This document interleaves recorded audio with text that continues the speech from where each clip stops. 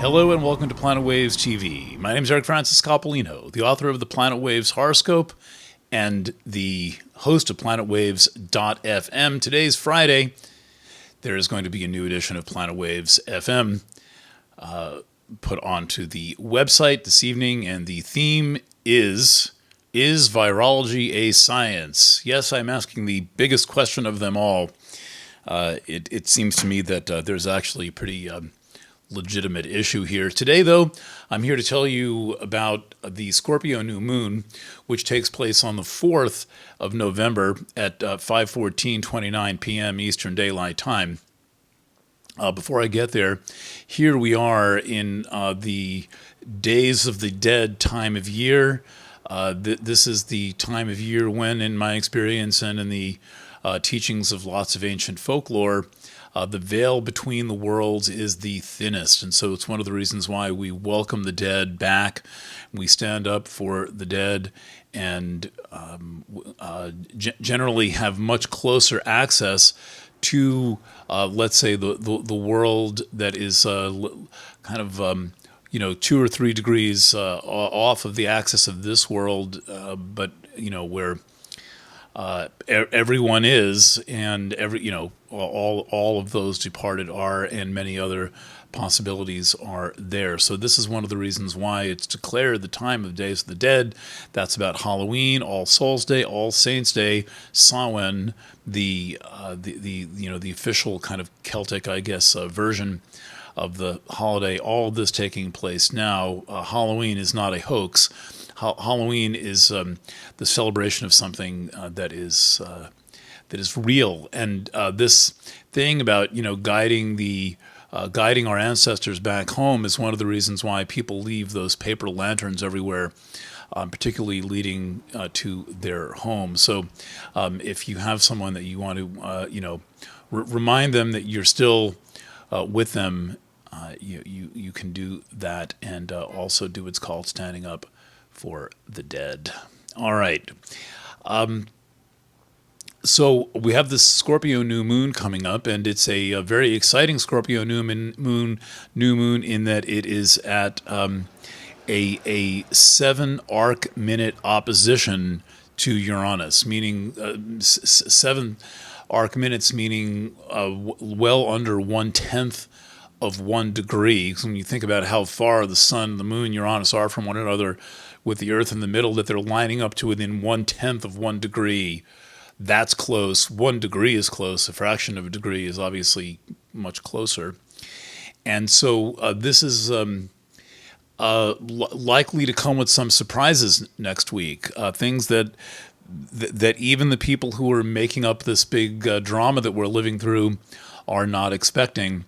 And so I would suggest, just as a practical matter, not making too many decisions or starting too many things until this new moon happens, and you see what's going to shake out of the Rita, as they say in Sanskrit, the world of all possibilities, and notice what you're working with and who you're working with, and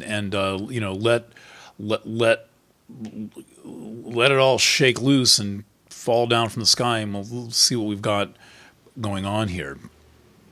So while that is going on, I'm still impressed by last week's T-square. Was it last week, or when was it? The T-square of Mars and Libra opposite Eris in Aries, both squared by Pluto.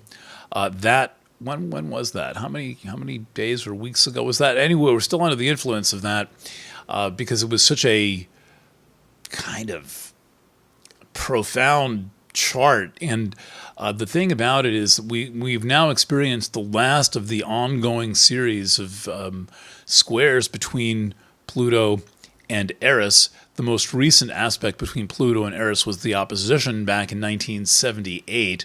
And the next one is going to be the conjunction early in the 21st century, 22nd century. We're in the 21st century. So and at the very moment that that aspect was exact for the last time, Mars came sweeping through the thing and picked up the karma of that and is now carrying it forward and has delivered it onto Scorpio. So we've got Mars in Scorpio, its domicile. Mars is very well dignified in Scorpio. It's the you think of Scorpio as the night side of Mars, and you can think of Aries as the day side of Mars. I'll do my George Carlin. Aries is the day side of Mars. It's happy Mars. But Scorpio is the night side of Mars. It's dark Mars. It's the Mars of all of your secret desires, all the things you want but you don't talk about. Mars in Scorpio is what you're imagining the last 30 seconds before orgasm. All right, so Mars is in Scorpio, asserting a certain individuality. Coffee. Asserting a certain individuality, a need to be that person that you might be the last 30 seconds before, to assert yourself, and things pertaining to Mars and Scorpio are often treated in a hostile and unfriendly way by our brilliantly repressed society, and we see the desire nature coming out in Mars and Scorpio, but the repressive nature, this conformist, that I can't fucking believe people are going for this. That anybody is going for it. And I realize there's a lot of people who will just do what they're told, but I didn't know there were so many. And that said, every day I meet at least one or two people who are not with the program, not with the program. But anyway, the oppressive part here is coming through all this activity in Aquarius, and I may have written more about this than anything I've ever written about. Is this the nature of the shadow nature of Aquarius, that is not about individuality, it's not about respecting people, it's not about peace and love, it's not about the moon being in the 7th house and Jupiter aligning with Mars, and peace will roam the planets and love will fill the stars. No, it's about authoritarianism, and that's what we are seeing. What we are seeing is a product not of Aquarian people, they're fine, but of the concept, the archetype of Aquarius as a spiritual construct that we live with. As Crowley said of the major arcana of the tarot, we live with them, they live with us. And so we're living with the Scorpio stuff Aquarius stuff, and it's living with us, but we're caught in this pattern of do what we're told. And it's time to ask the question. And the question comes up, first of all, in the revolutionary nature of the opposition between the sun and the moon and Uranus. That's pretty rad. But it comes up one other way, because in this new moon chart, Mr. Mars here, where are you? Mr. Mars in Scorpio is about to make a square to Mr. Saturn in Aquarius. And Mr. Saturn in Aquarius right now is playing the role of the authoritarian. Jupiter is going along too, by the way. One of the things, Jupiter's in Aquarius, it's been in Aquarius much of the year, and one of the things about Jupiter is that it sets the fashion. Jupiter sets the style. And so whatever Saturn may be doing, whatever Saturn may be enforcing in terms of this enforced compliance and conformity, where I will remind you, we went from 2 weeks, please just give us 2 weeks to flatten the curve, please just give us a minute, we don't want to stress out the healthcare system, to now you cannot eat without getting a poison injection. That's called bait and switch. It's also called fraud. But Jupiter is making it trendy and popular. Now, I'm a little bit ahead of ourselves here, but soon, at the end of the year, Jupiter is going to be in Pisces. That's perhaps better.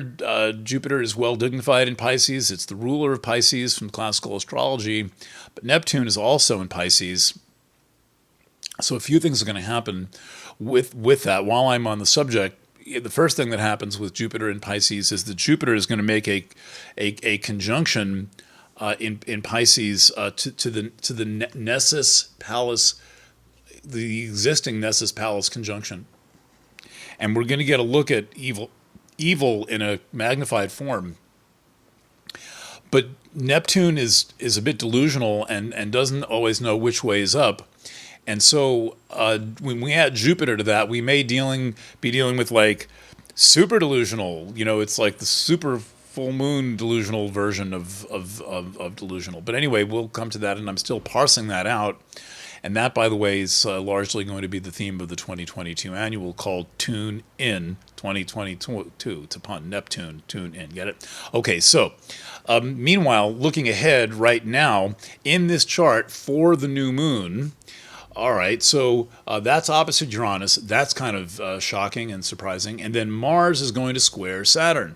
So here we have something that I think is very productive, which is the individualistic Mars connected to its desire, Mars connected to its underlying emotional reality, Mars connected to its sexuality. That's Mars in Scorpio.